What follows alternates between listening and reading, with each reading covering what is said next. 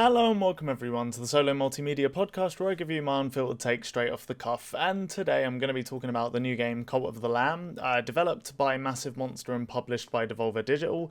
So I heard about this game through a friend, essentially a recommendation that he spotted on like a YouTube channel. And knowing that it was published by Devolver Digital is usually a good sign. They seem to publish a lot of really good, interesting kind of indie titles, usually with a very strong aesthetic. And this game is really no exception. So essentially in this game, you've got a roguelike game that's based around a lamb that has to start a cult because it's the last sacrificial lamb of the old gods and it's about to get sacrificed. But then some other god that they're trying to like essentially prevent the uprising of saves you in the last minute as you're about to be sacrificed and then invokes you with a bunch of power and is like, go kill, slay all the old gods, and I'll help you out, I'll make you live. Essentially, is the deal.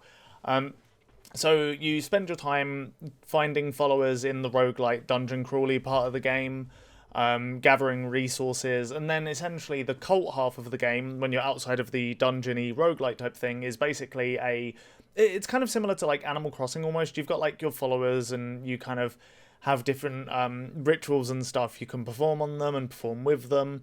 You have to make food to feed them. They have a bunch, like there's a whole bunch of different meters essentially. So you've got like the faith meter, you've got the hunger meter, you've got the sanitary meter. So if you don't clean up after them, if there's like shit and vomit everywhere, they're going to get sick and all that kind of stuff. If you don't feed them, they're just going to starve to death. And of course, if they don't have enough faith, they're going to dissent against you and start uprising, which is something that's actually early in the game shockingly hard to get a grip on. Like it took me a while to really fully understand how all the meters work exactly and how to like make it so that my cult isn't constantly revolting against me. One thing that works really well in this game is definitely like the whole aesthetic is very strong and they go super hard down like the cult route, and all of the cult activities feel great to do.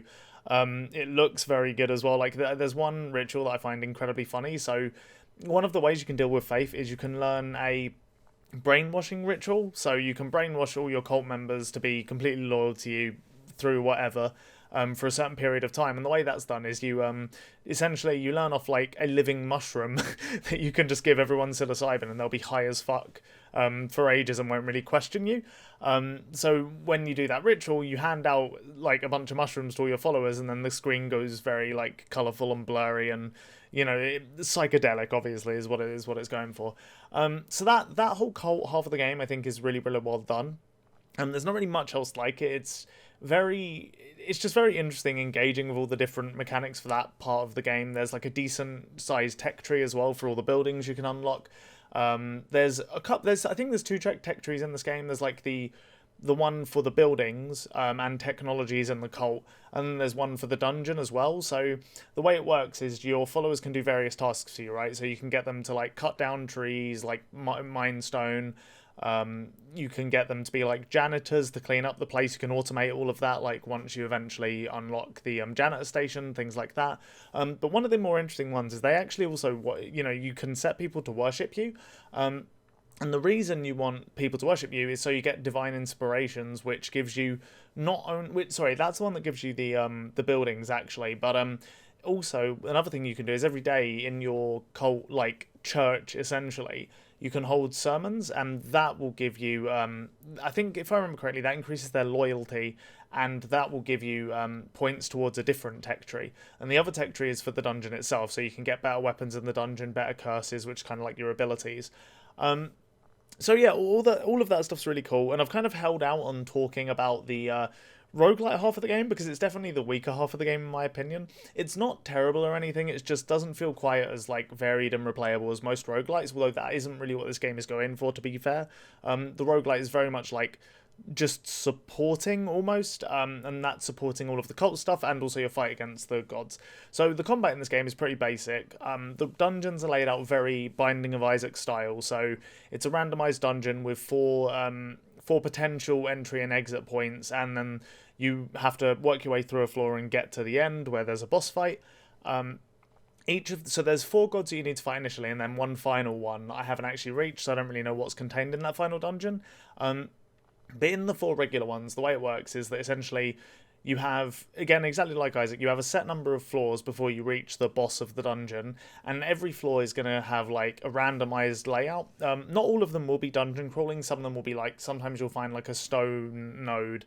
And when I say node, I mean that it's kind of the way the whole dungeon is laid out is similar to something like Slay the Spire, where you progress up through a bunch of nodes, and you can sometimes choose depending on the path.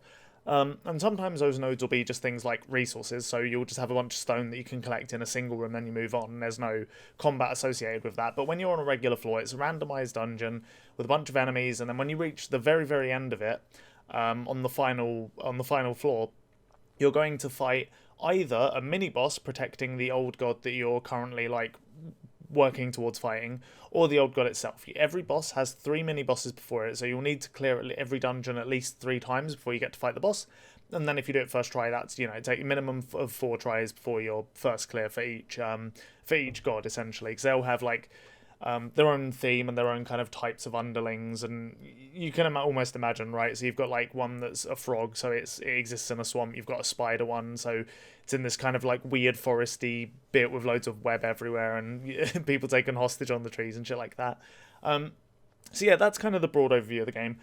Like I said, I think the game is really good in that essentially what it does is, like, because it ties these two things that really aren't that similar, I think it creates something quite unique, and I always like games that can feel greater than the sum of their parts, and that's definitely what this game feels like. The cult aspect helps the roguelite so much that it doesn't even bother me that the actual combat in the roguelite is pretty basic. So essentially you can walk around as per normal. You've got a dodge roll, which is a bit Dark Soulsy, I suppose, although everyone compares everything to Dark Souls. So you know what, I'll rescind that, my bad. I'm not going to become a hack journalist, okay? But basically, the only other thing you've got outside of that is you've got your regular attack, which, depending on what weapon you have, has a different combo, and you have an ability, which is replenished by killing enemies, and you get further, is how that works. So I think you go in with like 3 casts, and you can upgrade it so you get more casts of your ability, and then when you use it, it drops down a cast, but then if you kill enemies, you can retrieve further and then build up your abilities again. And the issue I have is less about the combat specifically, because it feels pretty good to play for the most part. Everything's like pretty clear and well telegraphed. I haven't had too many moments where it feels like, I should have hit an enemy and I didn't, or like I got hit and it was unfair or anything like that. It's generally pretty clear on the combat side of things.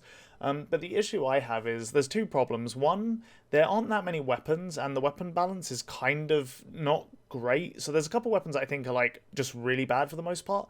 I'm sure some people will disagree, but the dagger I think is borderline useless. Because when you attack people with it, the idea is it has like a fairly long but quick combo. But you hit people back quite far with almost every weapon. So with the dagger, you'll regularly hit somebody and then not be able to combo them because they're outside of the range of your combo. So that just feels really weird to be in there.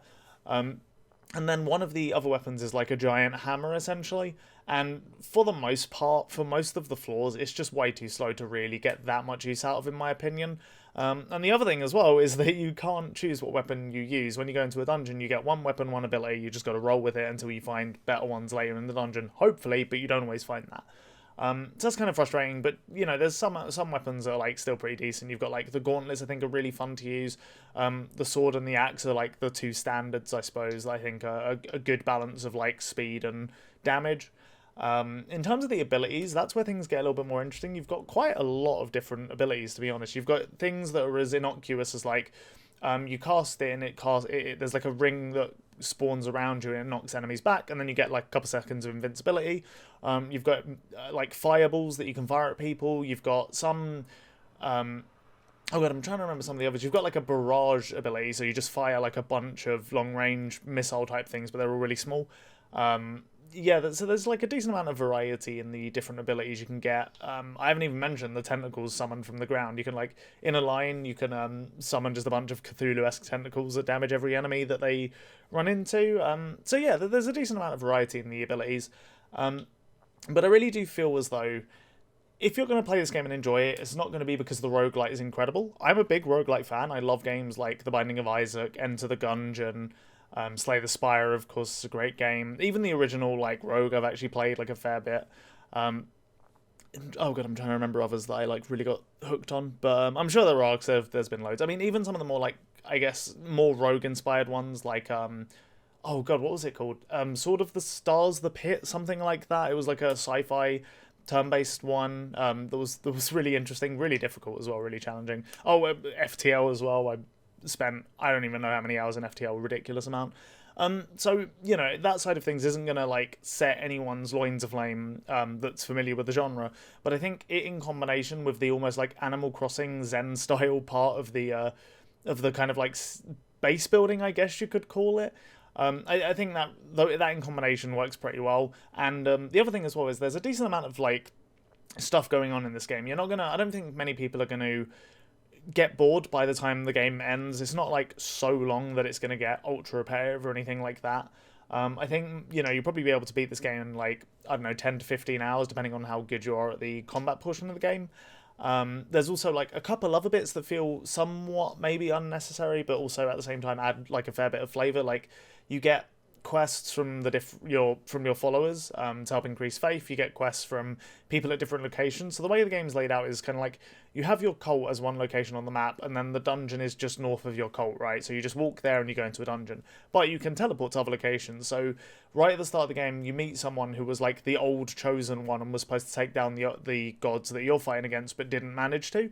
And he plays like a side mini game called, I think it's Knucklebones. It's essentially like a dice game with like some light strategy, and you can go but gamble against him and play this game essentially if you want to. You've got like a fishing mini game that gets unlocked, like, I don't know, maybe within the first like 5 hours or something. There's a lighthouse near there as well where you can go and do quests for the people there. I'm trying to remember. I think there's definitely more locations. There's the Shroom Forest, which is where you meet the Mushroom Man that does the brainwashing ritual, or teaches you the brainwashing ritual that I was talking about earlier.